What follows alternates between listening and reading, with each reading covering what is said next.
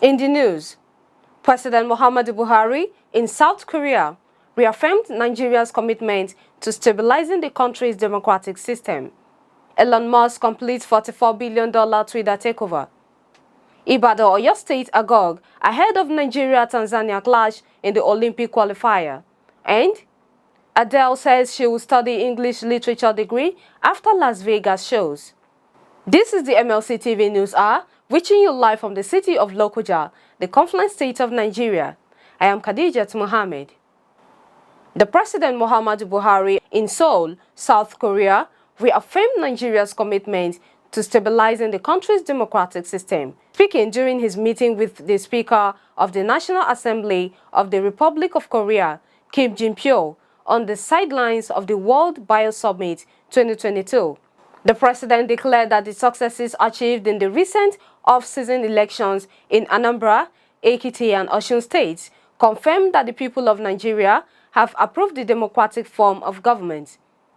He said, "We are proud that our patriotic people are given the right to choose who will govern and represent them in the various legislative houses at state and federal levels."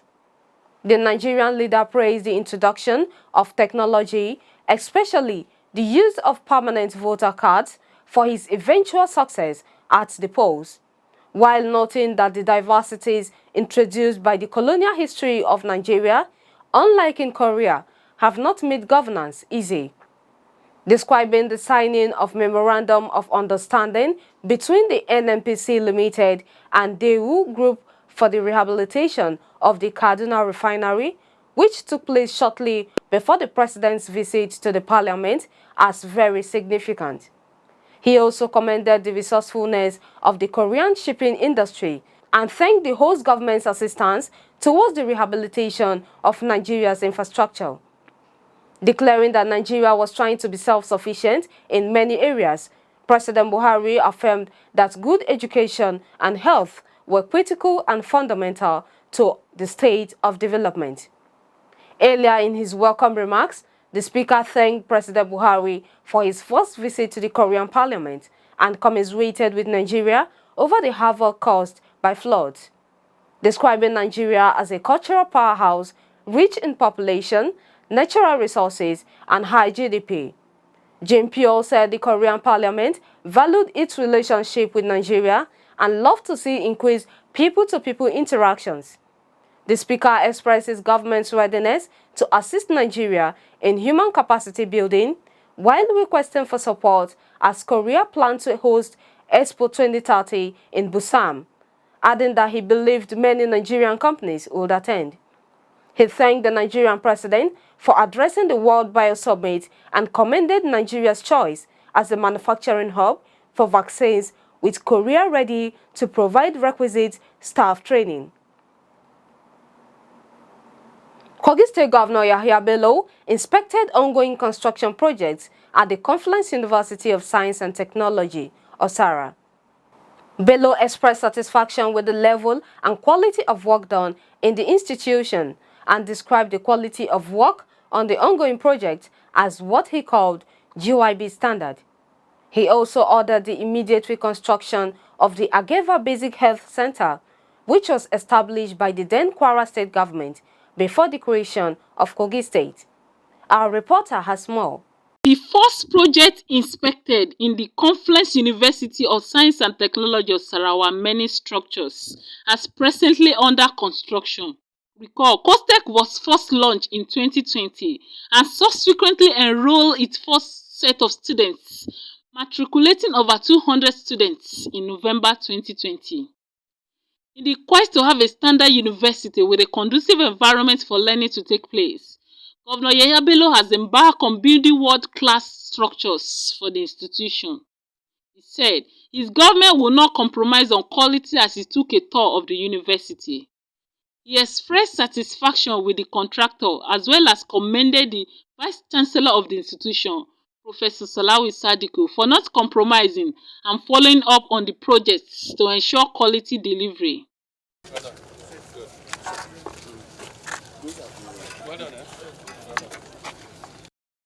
Governor Governor Bello visited the abandoned Ageva Basic Health Center in the Okene local government area.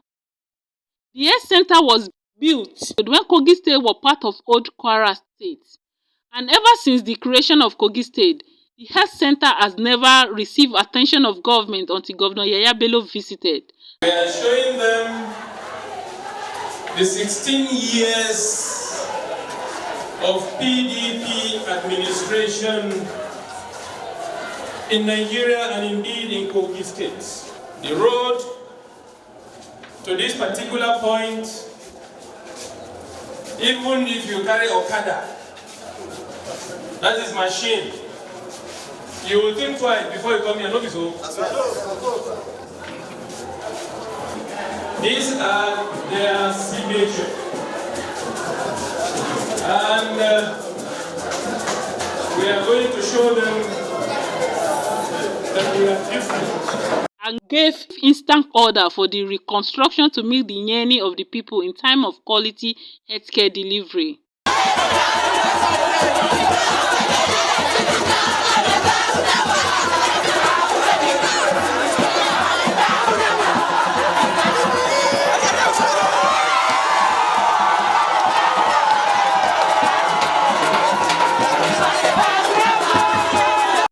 Governor Bello again stopped over to further inspect the reference hospital Okene to evaluate the installation of the gas plant at the hospital.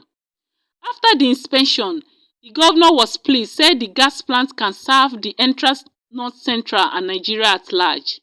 These are my legacy. GYB standard, GYB signature.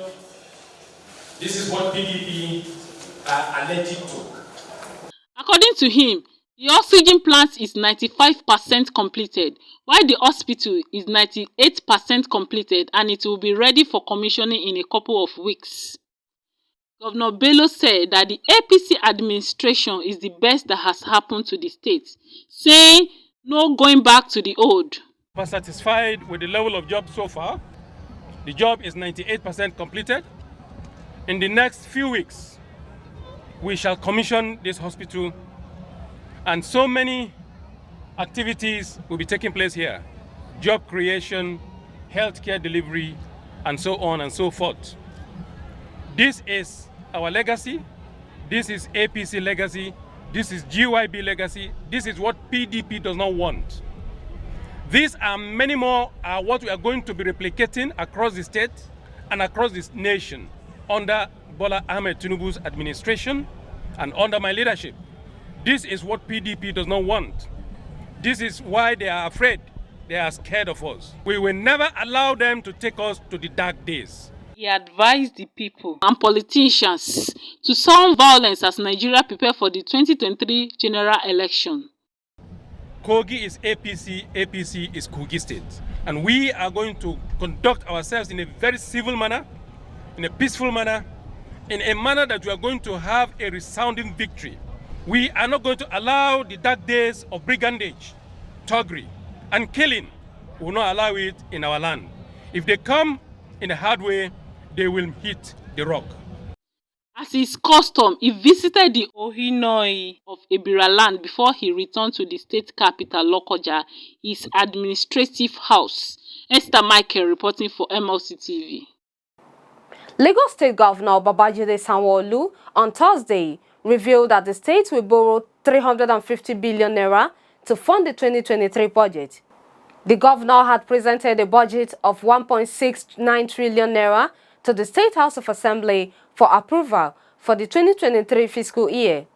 The budget is deficit and to be financed by borrowing, which is pegged at 350 billion naira. Meanwhile, the state's total debt profile is in the region of 1.35 trillion naira. However, in presenting the 2023 budget tagged Budget of Continuity, the governor said it comprised the total revenue of 1.342 trillion naira and deficit financing of 350 billion naira.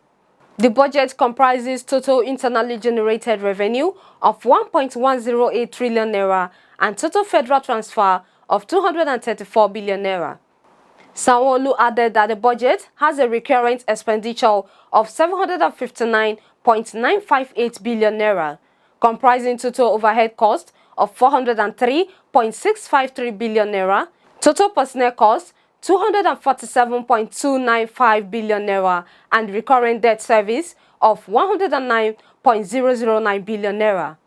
The 2023 budget has a capital expenditure of 932 billion naira, comprising capital expenditure of 670 billion naira and repayment 262 billion naira. In the sectorial breakdown, Economic Affairs has the highest budget of 339 billion naira, which represents 20.06% of the budget, while General Public Service came second with 308.363 billion naira, representing 18.22% of the budget. Education came third with 153.445 billion naira.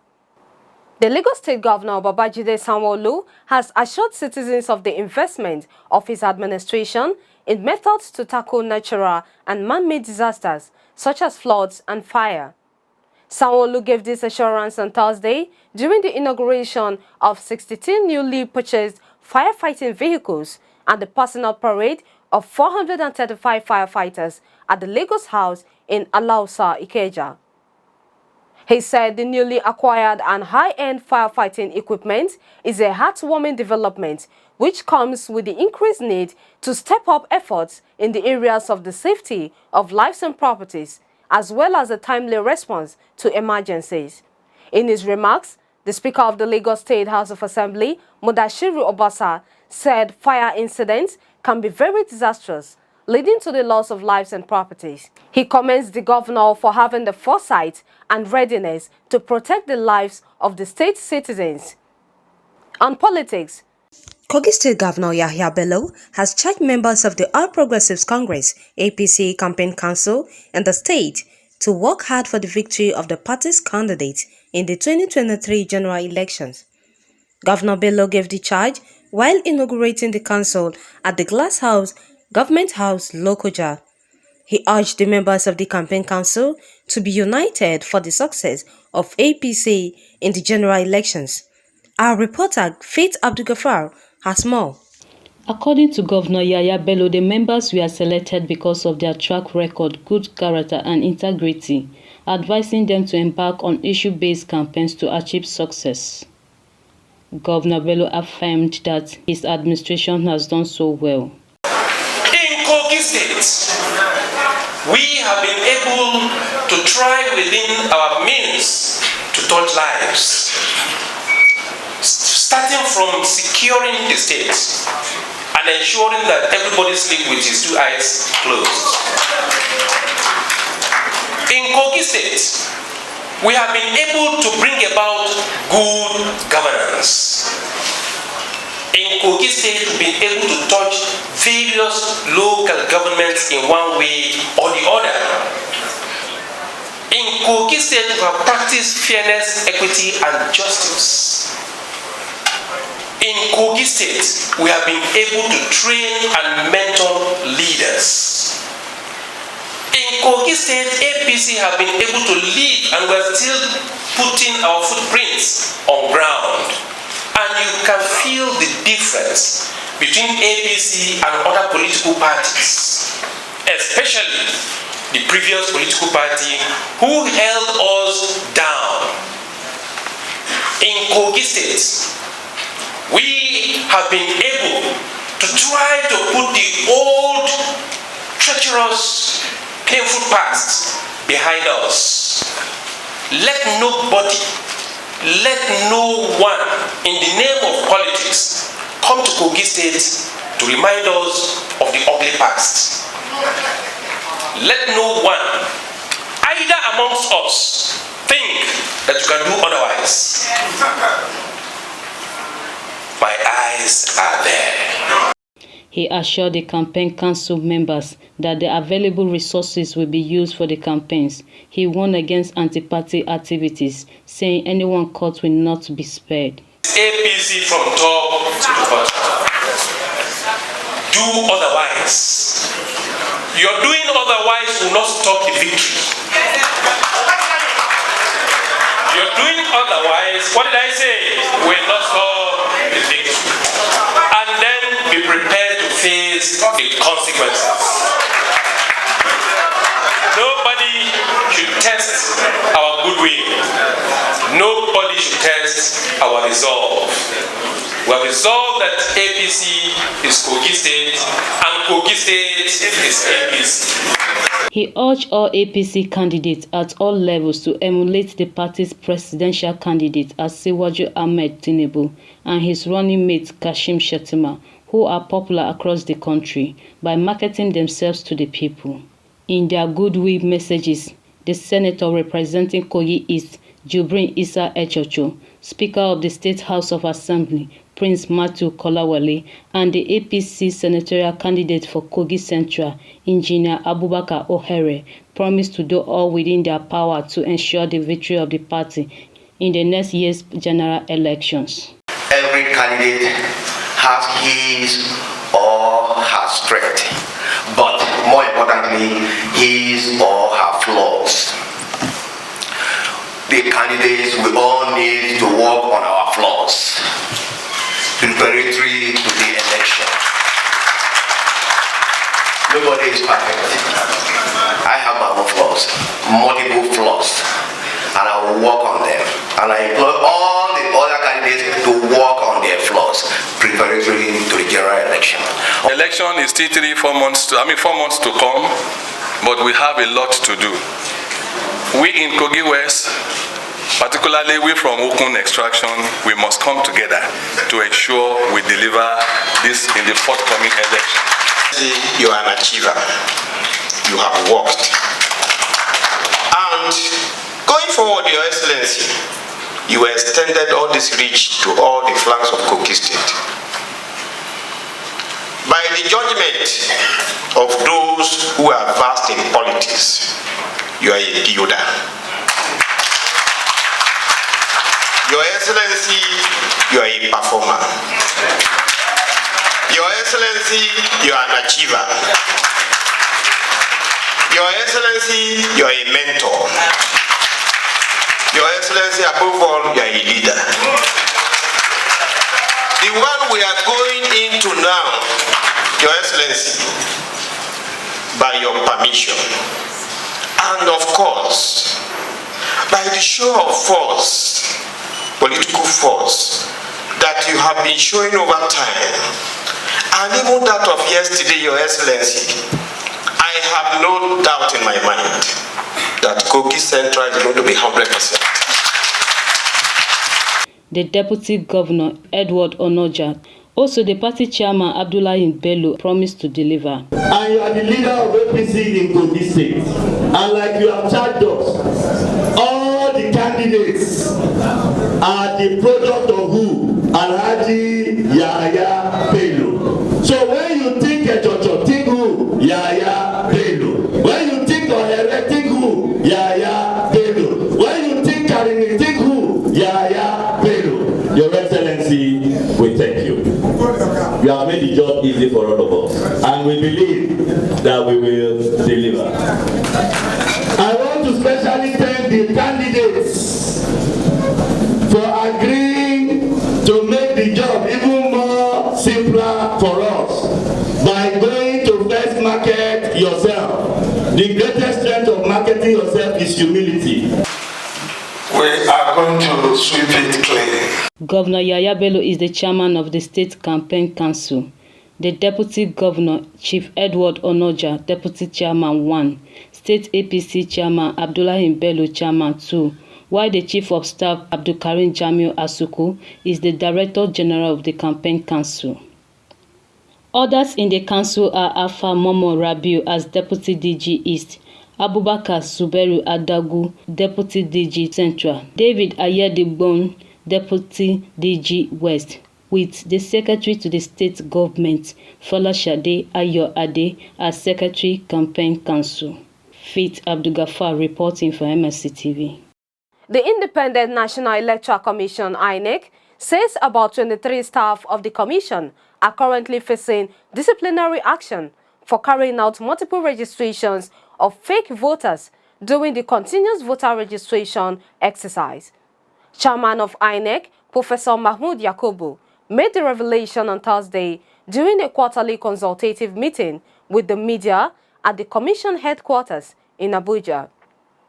According to him, some of the staffers made as many as 40 attempts to register one fake voter. He said the fictitious registrations were carried out by some of the registration officers involved in the field exercise and could easily be traced, while disclosing that about 12,298,944 voters successfully completed their registration.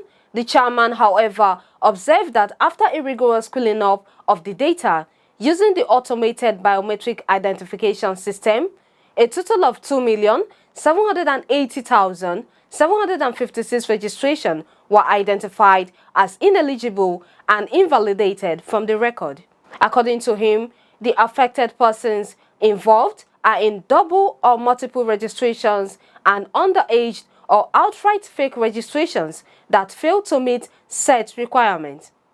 The electoral umpire further revealed that the number of valid registrations is 9,518,188, adding that the details have been uploaded to the Commission's website and social media platforms.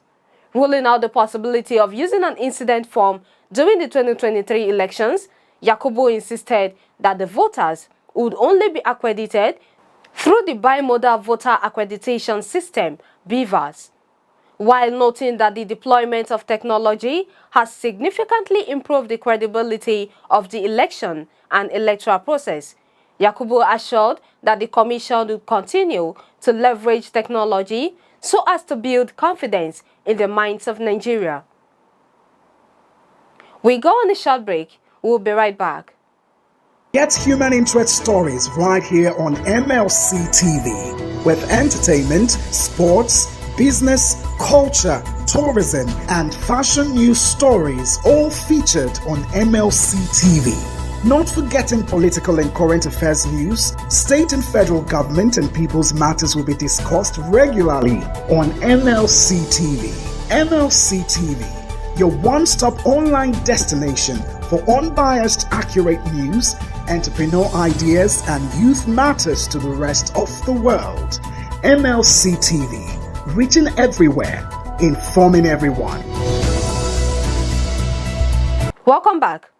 The Court of Appeal in Abuja on Friday stopped execution of its own judgment, which faulted the rendition of Kanu from Kenya to Nigeria, and also set aside the terrorism charges against him. Justice Haruna Sanami, in a ruling, upheld the federal government application and ordered that the execution of the judgment be put on hold. The federal government had applied that the execution of the judgment be suspended pending the resolution of its appeal lodged at the Supreme Court. Justice Sanami, in the briefing ruling, held that the counter-affidavit filed against the federal government application by Kanu's legal team was misleading. On foreign news, a number of Senegalese associations urged President Macky Sall to dispel doubts and publicly declare that he will not run for a third term, which they say could sow chaos. Sall, who was elected in 2012 and re-elected in 2019, has for months remained vague on whether or not he intends to seek a third mandate in 2024. The Constitution stipulates that a president cannot serve more than 2 consecutive terms, but the president's supporters argued that a 2016 constitutional revision has reset the clock.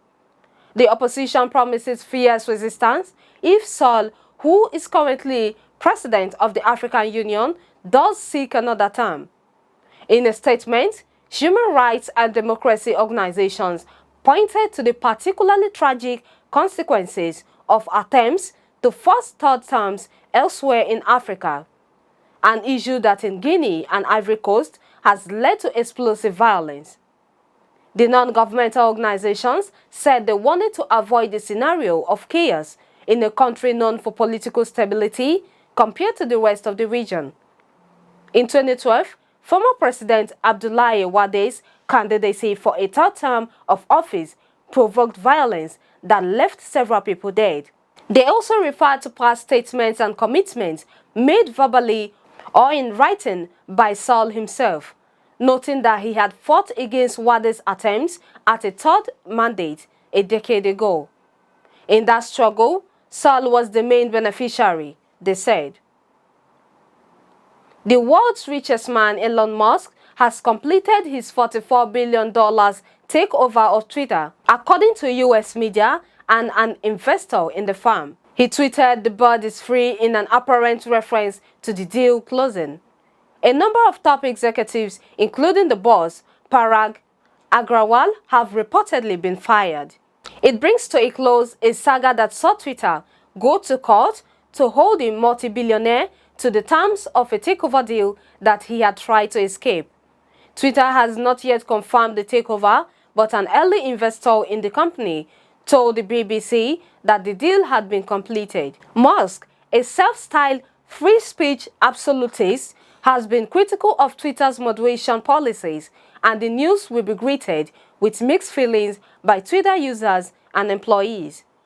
Many people on the right of US politics will celebrate the exit of Agrawal as chief executive.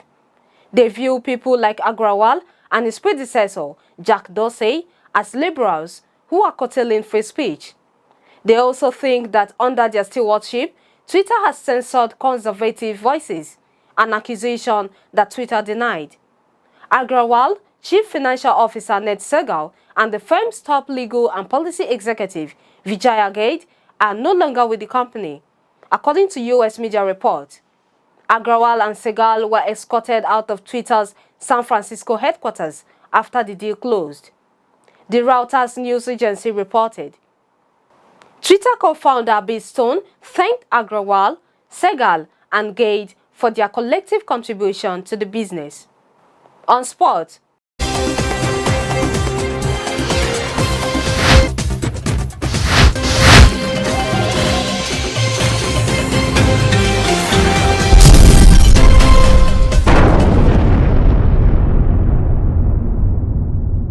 Confluence starred the Defenders and Seasiders Babes all emerged winners on Thursday at the Prudent Energy Premier Handball League at the Sports Hall of the University of Lagos, Akoka. Playing against Toje Marine, Confluence Stars won 28-27. It was a keenly contested game that could have gone either way, but the Stars stayed strong to the end to beat the Lagos side. The Defenders compounded the woes of Owena Kings with another defeat with a 24-18 win. Owena Kings are yet to record a win in the second phase of the league. In the women's category, Seasider Babes beat Bendel Dynamos 26-23. Also, 3 games were decided by walkovers. Defender Babes, Benue Queens and Niger United walked over Kada Queens, Adorable Angels and Keda Star respectively. On Friday, Toje Marine take on Rima Academy. Niger United battled the Defenders. Safety Shooters lock horns with Benue Buffaloes. Owena Kings play Kada Stars. Lagos Seasider battle Police Machine, while Confluence Stars take on Kano Pillars. It will be a rest day for the women's team on Friday as they resume play on Saturday. Ticket prices have been fixed ahead of the Under-23 AFCON qualifying second leg game between Nigeria and Tanzania, which will be played at the Lekon Salami Stadium, Adamasimba, Ibadan on Saturday. Fans will pay 1,000 naira for regular tickets and 3,000 naira for the VIP tickets to watch the Olympic Eagles take on the young Taifa Stars as Oyo State hosts a national team game for the first time in decades. The tickets will be on sale on Saturday between 12 and 2 p.m. at the Ibadan Recreation Club poolside, while the match is slated for 4 p.m. Meanwhile, the Oyo State government has also commenced support mobilization ahead of the game. Commissioner for Youth and Sports in the state, Seun Fakorede, charged football-loving citizens in Oyo and neighboring states to come out and give the Under-23 Olympic team the much-needed support, noting that the Lagos Salami Stadium was in good shape to host the game and subsequent international matches. He added that adequate security had been put in place for a rank-of-free match, while accreditation would be handled by the state FA in conjunction with the Nigerian Football Federation. The first leg of the encounter ended 1-1 in Dar es Salaam last Saturday. Nigeria must beat Tanzania on Saturday or at least secure a goalless draw to move into the next round of the qualifiers.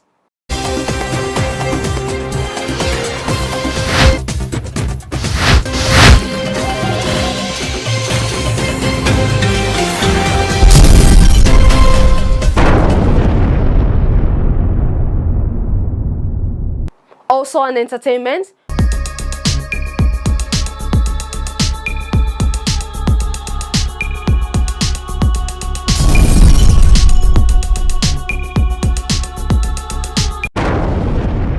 Brit and Grammy winner Adele wants to study for an English literature degree once her upcoming Las Vegas residency has been completed. She said if she hadn't made it singing, she thinks she would be an English literature teacher. The 34-year-old singer will play a belated run of dates at the Caesars Palace Hotel beginning next month. The news will be music to the ears of her old English teacher, Miss McDonald, who had an emotional surprise reunion with the star on stage during a star-studded ITV UK Combat concert last year. During an audience with Adele, the singer was asked questions by celebrities inside the London Palladium, with Harry Potter and Love Actually actress Emma Thompson asking her who had inspired her when she was younger. She replied with a story about Miss McDonald, saying she was cool and so relatable and likable that she really looked forward to her English lessons. The performer then got a shock when it was revealed that McDonald was in the audience and the teacher got up to join the singer on stage. Adele graduated from the Brit School of Performing Arts and Technology before beginning her climb to the top of pop star career ladder. After postponing her widely discussed Las Vegas residency earlier this year to her fans' dismay due to delivery delays and COVID, Adele, who now resides in LA and doesn't like touring, is finally set to perform in Sin City from next month. School pupils got a taste of the movies during the filming of a new Netflix production about American musician Leonard Bernstein. Cast and crew from the movie Maestro were in LA, Cambridgeshire last week and took time out to talk to pupils and staff at King's LA. Its writer, director and star, Bradley Cooper, posed for a photo with teacher Lisa Gusen, and producers talked to some of the pupils. Carey Mulligan is also in the new film. The movie Maestro, also known as Bernstein, tells the story of the composer, conductor and musician, played by Cooper, and his wife, Felicia Montealegre, played by Mulligan. Bernstein is probably best known for his musical West Side Story, a retelling of Romeo and Juliet, updated and moved to New York City. In 1973, he chose LA Cathedral as the venue to film his performance of Mahler's Second Symphony. The school's head of film studies, Jonathan Smith, and his A-level students were given the chance to meet the production location supervisor, who gave them a behind-the-scenes glimpse of the action and the costume, hair and makeup facilities. King's LA's director of marketing and admissions, Nick Tappin, said it took about 3 weeks to create the film set for just 3 days of filming and probably just a few minutes of screen time. And that is the size of our package today. Join us tomorrow at this same hour to watch our news as we give you updates on happenings within and across the globe. Don't forget to subscribe to our YouTube channel, MLC TV. Like and follow our Facebook page, MLC TV, Instagram, MLC TV 2021, Twitter at MLC TV 1. For your event coverage, information, contribution, advert and sponsorship, please call any of our numbers displayed on your screen. Join us Friday and Saturday to watch our special programs. It's MLC TV, reaching everywhere, informing everyone. I am Khadijat Mohammed. Please continue to be your brother's keeper to build a united and peaceful society together. Thank you for watching.